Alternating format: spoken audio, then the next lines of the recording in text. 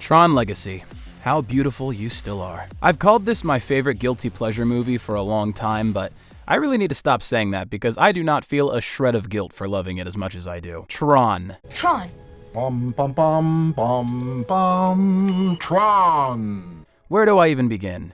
What can I possibly add that hasn't already been said to a conversation that only certain people even care about? The visuals, the costumes, the sound design, the action, the endless hard work of the production team, the questionable but still trailblazing de-aging of Jeff Bridges, the themes, electric performances, and of course, the music. Tron Legacy is a little hard for me to discuss because most of why I love it is just the feeling I get when I watch it.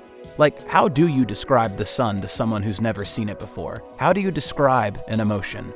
Put simply, Tron Legacy evokes a feeling of wonder and nostalgia for me. But that doesn't make for a very interesting video just saying that. I will do my very best to put my emotions into words while also touching on the tangible elements of the film that make it awesome. It won't all be rose-tinted though. It's not perfect, and I do have thoughts on certain things. Also, I know I am late to the party on this one, but considering we're less than a month away from Tron Ares, I think it's appropriate to do a little retrospective on the film that impressed upon me more than anything else when I was younger. So let's take a break from reality and transport ourselves to the world of the grid. This is why Tron Legacy holds such a special place in this user's heart. The year is 2011. I am 13 years old and on a plane going to visit family in Texas. I have a brand new iPod Nano 6th generation and I'm about to watch a movie I had purchased from iTunes with a gift card I had gotten for my birthday. A movie that would change my very center of being. Yes, I unfortunately did not get to experience Tron Legacy on the big screen. Quite the opposite, in fact. Another reason why I'm so excited for Tron Ares is so I can correct that mistake. But regardless of the size of my iPod Nano's tiny little screen, I was hooked. I watched it 2 times on that flight, once each night before I went to bed while on the trip, and then twice again on the flight home. I was infatuated. I didn't have enough money left on my gift card to buy the soundtrack, so I would just play the end credits or other scenes and put the iPod in my pocket so I could listen to the music on my headphones while I was supposed to be enjoying time with my family and being, present. I remember as soon as we got home from that vacation, I begged my dad to let me mow our lawn in exchange for a new iTunes gift card so that I could buy the soundtrack. But being a young kid when this movie came out, and not being allowed to freely explore the internet without supervision at that time, meant it wasn't until much later that I would learn how poorly received this movie actually was. And I thought they were all fools. This movie rocked. But as an adult now, I can see some reasons why it might have done so poorly. But it still rocks. Tron Legacy is a sequel film to the 1982 cult classic film Tron. Although you don't need to watch the original Tron to understand Tron Legacy. Tron was originally created and directed by Steven Lisberger, a filmmaker who got the idea for Tron after seeing the video game Pong in the late 70s. Lisberger was fascinated with the video game, and he could see a potential of blending video games and computer animations to make movies. Lisberger and producer Donald Kushner set up their own animation studio just to develop Tron, inventing technologies themselves just to make it possible. A film about computer programs as sentient beings modeled in likeness after their human creators, with all the fun philosophical ideas that could come with it. He was very much ahead of his time. Because of this, many studios refused to pick up his project, until none other than Walt Disney Productions agreed to take it on. For some reason. See, the Disney we all know now today would never in a million years pick up a project like this. But considering what I've learned about where Disney as a company was during this time period from watching Defunctland, I can see why they were a bit more willing to try anything. And it was not a success. Finish the game! No! Okay, the technical innovations made by Lisberger and his team to even create this movie are impressive, but the feature-length documentary about the film is sadly more interesting and exciting than the film itself. It is very hard to watch. Trust me, I've tried. The pacing is slow and jarring. The visuals, while again are technically impressive, are not fun to look at. Also, this was 1982. There's a lot of computer and tech-savvy jargon being thrown around as if these terms and practices were common knowledge, which they weren't. I'm just a compound interest program. I work at a savings and loan. Now, I wrote you. Yes, sir. I taught you everything I know about the system. Thank you, sir, but I'm not sure No buts, Clue. That's for users. Now, you're the best program that's ever been written. You're dogged and relentless, remember? Let me at him. That's the spirit. Thank you, Master Control. We kidnapped some military programs. I can arrange more illegal matches. I mean, sure, now we know what programs and users are, but to a general audience in 1982, where the biggest technological craze was stuff like the glowworm, well, I mean, it was a lot to throw at them. And again, the pacing did not help ease anyone into this crazy world, so it's no surprise it did so poorly. It was just not a relatable film for general audiences. Do you think we can merge with this memory bit? Yes.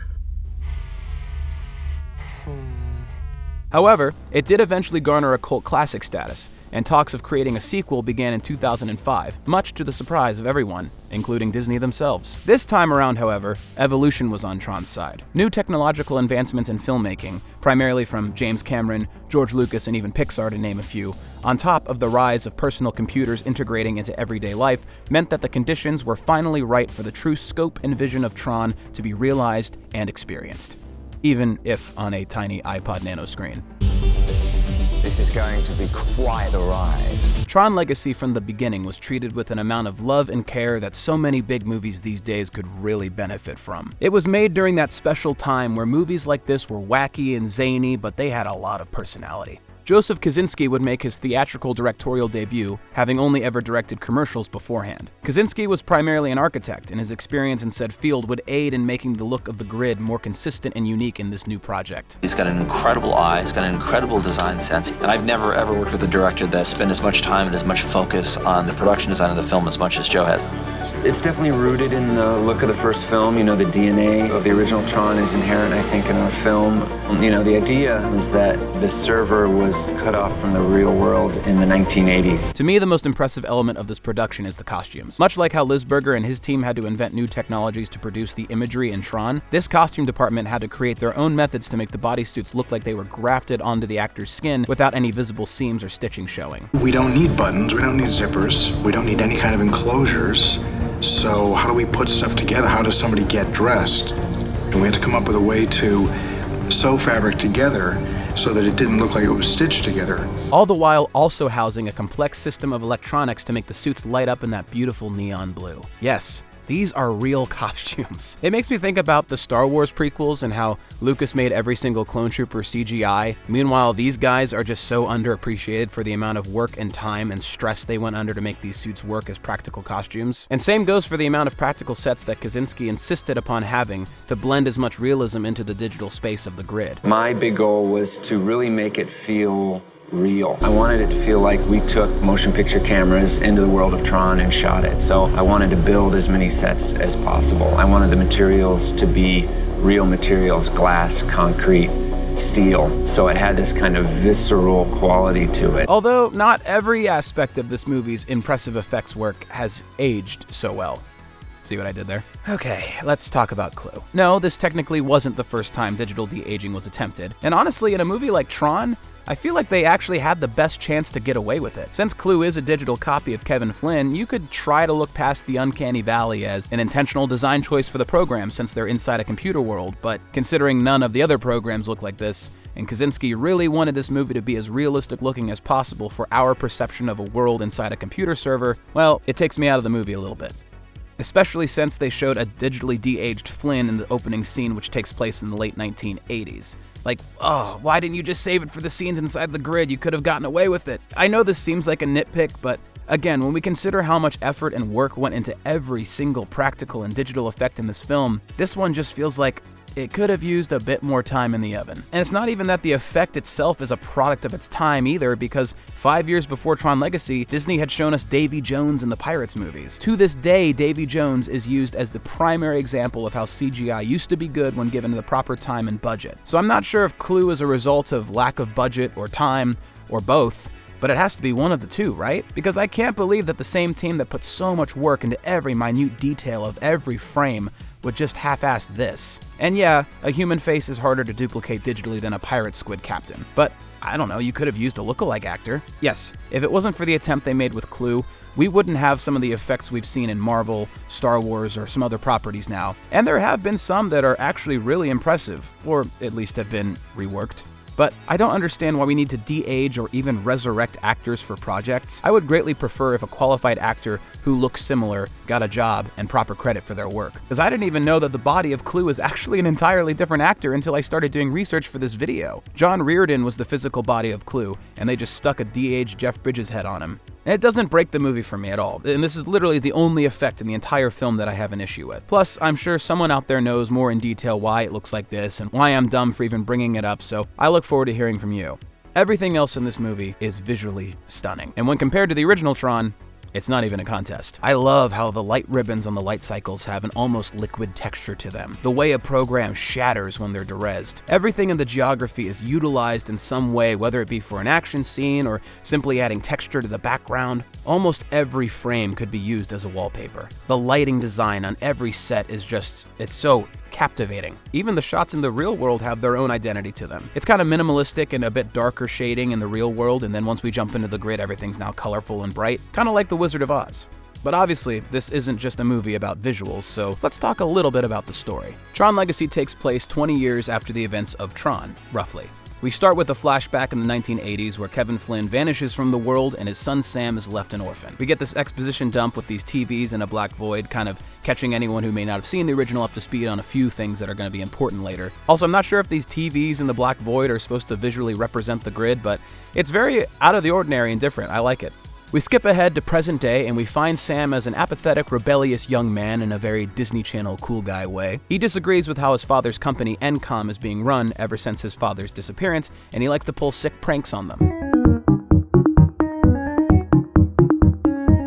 After Kevin's disappearance, Encom had started profiting off of his software ideas that he had intended to be free for all, and Sam spends his time ensuring that his father's legacy isn't simply for corporate profit. However, he is not willing to run the company himself even though he is the biggest shareholder, which kind of mirrors Kevin later on with the whole remove oneself from the equation vibe. He gets a visit from Alan Bradley, who in the original Tron movie was the user for the title character Tron. He tells Sam that he received a page from Kevin's old arcade office and that he was never convinced that Kevin would just up and leave for no reason. Reluctant at first, Sam goes to investigate, and that's where he finds his dad's secret laboratory and accidentally zaps himself into the grid. Also, fun fact, this movie was one of the few of its kind to actually be filmed with 3D cameras, and it is at this point where the movie switches from 2D to 3D if you're watching in that format. So Sam's on the grid, he realizes he's not in Kansas anymore, but instead of meeting Glinda the Good in a colorful band of munchkins, he gets abducted by a group of Discord mods and is flown to participate in combat to the death. From here we get our first look of action with the Disc Wars. Sam is able to hold his own for the most part until he comes face to face with Rinsler. After losing to the Rinsler, Sam reveals himself to be the son of Kevin Flynn and is taken before Clue, who we later learn is the one who managed to send the page to Alan in the first place. Clue is now running things on the grid. Clue forces Sam to compete in a light cycle battle against him until a mysterious program named Cora interrupts and takes Sam to see his father, who has been stuck in the grid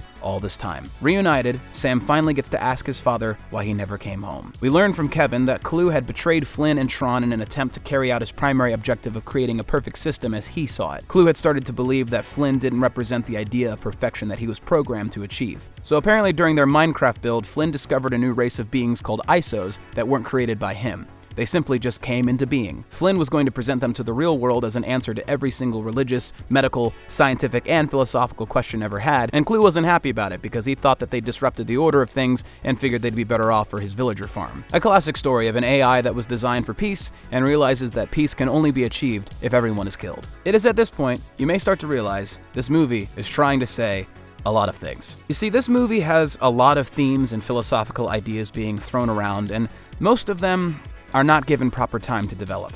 Disease? History. He was talking about genetic algorithms, quantum teleportation. He said he was about to change everything. Science, medicine, religion. Science, philosophy, every idea man has ever had about the universe up for grabs. Which is kind of a carryover from the original Tron. And everything you've done has been according to a plan, right? You wish. Well, you guys know what it's like. You just keep doing what it looks like you're supposed to be doing, no matter how crazy it seems. And that's the way it is for programs, yes. I hate to disappoint you, pal, but most of the time that's the way it is for users, too. Stranger and stranger. And I think that's the main reason why both of these films weren't received that well. They both try to say a lot of lofty things, and while many other franchises have successfully addressed the concepts that are presented here, I think Tron is just a little too lighthearted to properly tackle and balance all that it attempts to say. It has one too many corny one-liners for me to try to take the philosophical stuff seriously. I'm not saying it's impossible or that the story can't have any emotional weight, it's just there's a lot trying to be said amidst a very PG Disney-produced action film. The concept of what the grid is and the programs that live in it is enough on its own to tell a compelling story. And I wish sometimes that the movie focused a bit more on the other elements that exist within the grid. The grid being more of a backdrop to the simpler story being told leaves the grid shrouded in mystery and makes me want to explore it more. Like, who are these rebellion guys that we see in Castor's Club? What's their story? What does the underground of the grid look like? How do the programs live day to day? Or how about the fact that every program has an identity disc that doubles as a weapon? I mean, that's so cool. Imagine if your driver's license was like one of Gambit's throwing cards from the X-Men. Kind of like how Tolkien created a whole fantasy world originally just to be a backdrop for a simple story about a hobbit and some dwarves. This movie treats the grid and all of its intrigue as more of a set piece to tell a simple story about a father and son. And I'm not comparing Tron to the genius of Tolkien, by the way, it's just a similarity. And there is world building here, I don't want to say that there isn't, it's just I wish there was a bit more of it. There was that animated Tron TV show which attempted to expand upon the world of the grid a little bit further, and based on what I can tell from the Tron Ares teasers, I think that might be more of what we'll get in the new movie, so I do look forward to that. For Legacy, the point of this story is that it's a story about a father and his sons. Kevin and Sam, and Kevin and Clue, his biological son and his fabricated digital clone. It's easily the most constant theme in the movie, and why the grid is more of a set piece to tell that story, rather than focusing on the grid itself and all it has to offer. We see from the very beginning how Kevin's disappearance affects Sam, causing him to go off on his own and not really letting the rest of the world in. He feels betrayed by his father, believing he abandoned him, which mirrors Clue, who feels Flynn has betrayed him and their vision in favor of the ISOs. We see many times how unstable Clue is, and how desperately he wants to achieve his potential, almost wanting Flynn's approval like a petulant child. Sam holds on to his frustrations even after he is reunited with his father. He wants to prove to him that he's capable of handling himself. Kevin has to realize that his son is grown up now, and accept that he missed out on most of his life, which is what he regrets most. That he should have spent more time with his actual greatest creation, his son, not Clue. And Kevin even admits to Clue that he's sorry for creating him for such an impossible task. But I think the problem even here is that even though this is the whole point of the story, I don't think it hits as hard as it's supposed to. Like, we see these quick little visions that Kevin has about Sam when he was a kid, but apart from that and the scene at the very beginning, we don't really have anything else to establish their bond. The first half of the movie is spent with Sam as the fish out of water character serving as our surrogate to learn more about the world, and the rest is a ticking clock element once we learn the portal won't stay open for much longer and they're gonna have to find a way to escape the grid. We just don't really get a whole lot of time to properly stay on this or really stay on any of it. It just feels like the movie really needs to just pick a lane.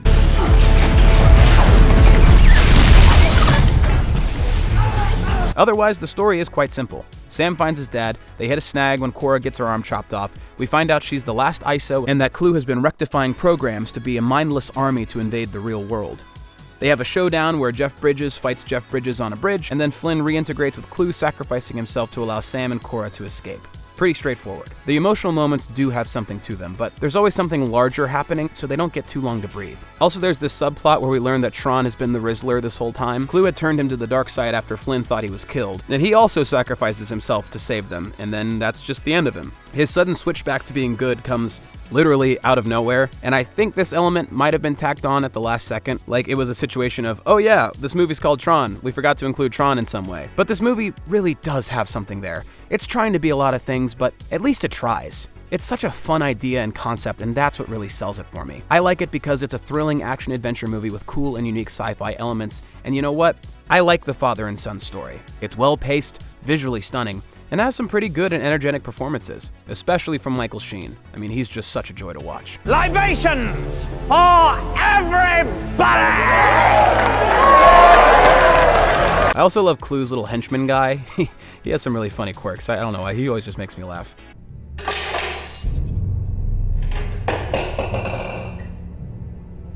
Also, whoever this actress is crying over the Durez program in the club while all the fighting is going on, like, who is this? It's such a strange cut, too. I always thought it was so random. But before I talk about the best thing in this movie, I do want to address a few plot holes and questions that I've always had. In this segment, I will call nitquicks. Sure, why not? I'm clearly not great at naming things.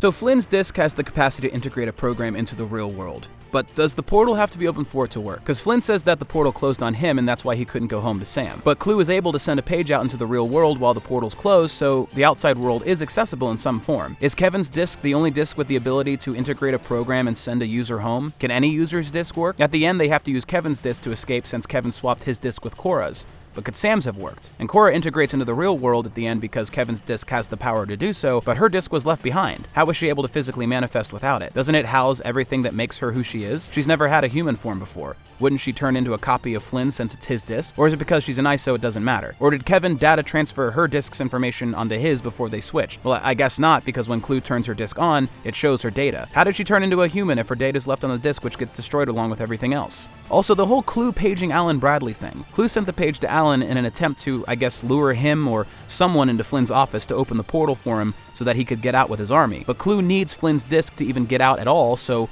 why send a page before you're even ready to leave, since the portal only stays open temporarily? If he was willing to lure someone in before he was even ready to exact his plan, then why did Clue wait as long as he did to send a page? Alan says it's been 20 years since the number he was paged by was in service, and we are told that days in the grid equate to minutes in the real world. So that means if 20 years have passed since Kevin disappeared, wouldn't that mean hundreds if not thousands of years or cycles have passed in the grid? Wouldn't Flynn be dead? Like, does Kevin age in relevance to the outside world's passage of time or the grid's? Is it that since he's a human in digital space, he's technically thousands of years old, but his digital self has slowed down his aging process? If he left the grid now, would his aging catch up suddenly and he would just evaporate?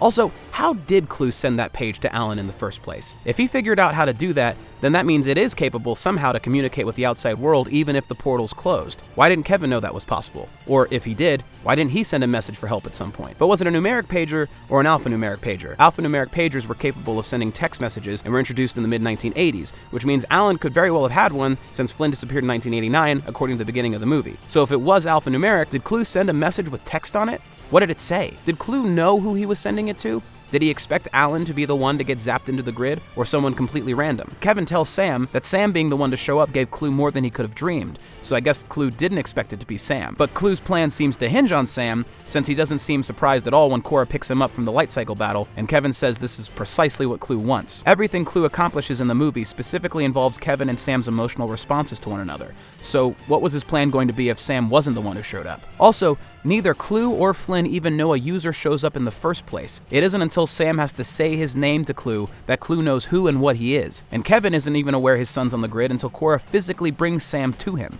You guys didn't see the portal open. Kevin has a landscape view of the whole grid. It's right there. You were even facing the window. What, were you really napping the whole time? And Cora tells Sam that the portal being open in the old days was like a symbol to the programs that Flynn was there amongst them. You're telling me no one noticed the giant beacon suddenly appear in the sky, especially considering how long it's been since it last showed up? Clue's just chilling watching the disc games as if he's not expecting anything to happen anytime soon. His lackey even brings him this mundane progress report stating that nothing unusual is happening on the grid. So there's no alarm or anything to announce that the portal's open? No one saw it? Wouldn't you think Clue would have all eyes waiting for the arrival of a user since he just sent a page intending for someone to show up and open the portal? Did Cora see it? She's there at the light cycle battle to pick up Sam, so did she see the portal and go investigate only to learn it's the son of Flynn? And where do Sam's physical clothes go once they rip them off to replace it with the bodysuit? Sam can still bleed while he's in the grid, so if his physical form still exists, then wouldn't his clothes? How do you discard physical things in a computer? Do they have a waste management system? How is there food and drink in the grid? It apparently can satiate a program and a user, so what's it supposed to be? Can programs get drunk? Is that why my computer runs so slow sometimes? Seriously, where did this pig come from? Anyway, these nitpicks don't break anything for me. I just thought I would do my due diligence and point them out. I'm not like CinemaSins. I don't actually care about these things. But okay, one last thing. The thing that everyone talks about in regards to this movie. The real through line that holds this all together and heightens the experience further.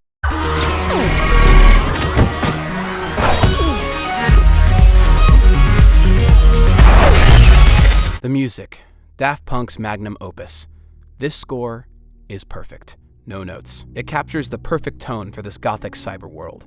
Electronic and fast, orchestral and tender, and everything else in between. This soundtrack ruined me. I would even go so far as to say it gives me more chills than Star Wars. I like how, kind of like the Star Wars prequels, whether you love or hate this movie, almost everyone agrees the music is amazing. Every single track has its own personality. I can listen to the whole album without skipping a single one. The melancholy brooding of Clue's themes, the rebellious and bittersweet twinges in The Son of Flynn and the Encom Tower bass jump, the synergy and electricity of Castor and End of Line, the epic escape of Fall, and of course, Derezed. The main leitmotif is reused in different variations depending on the situation, and it's one of those music themes that feels like the movie was made for it, rather than the other way around. Music is such an important part of the feeling a movie can have, and Daft Punk truly understood the assignment. And I am in no way qualified to try to discuss the music theory of this score and why certain techniques were implemented for yada yada yada. This is truly on vibes. The music for Tron Legacy is so well loved and iconic that when they announced Tron Ares at D23 last year, they included that music would be done by Nine Inch Nails in the announcement. That never happens. They knew that the question of who's doing the music would be the first thing we'd want to know for a new Tron movie. And I said during my Tron Ares teaser review that I am glad it's not Daft Punk again. Even if they were still a music group, I wouldn't want them to try to top themselves. Daft Punk's score is perfect for this movie. The music should evolve with this newer direction it seems they're taking with Tron Ares. And vice versa. I hope Nine Inch Nails doesn't just try to copy-paste Daft Punk's score. Utilizing elements in an homage-type way, as it is in the same universe, that's fine. But I want it to be able to have its own identity. But regardless of what may happen with Tron Ares, the music of Tron Legacy is perfect. It's perfect for the tone of the movie, and it's a masterfully written score all on its own. And with that, I think I've said all I want to say. Tron Legacy isn't without its flaws, but it's such a fun and unique concept that I think anyone can enjoy. The issues with the original Tron is that it had a hard time connecting to audiences on a relatable level. And even though Tron Legacy kind of had the same problem when it first came out, I would say that it has also garnered its own cult classic following, but I think a bit bigger than the original Tron movie. It really was kind of the last of its kind. In an era where we get all these soft reboot movies, Tron Legacy kind of is one in and of itself, but before the soft reboot movies as we now know them to be.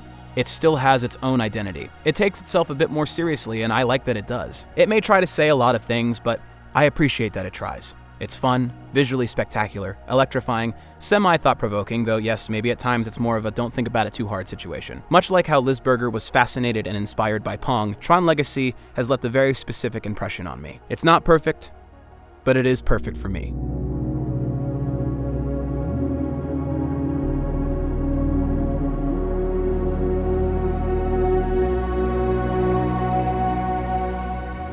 Tron Ares, please be good.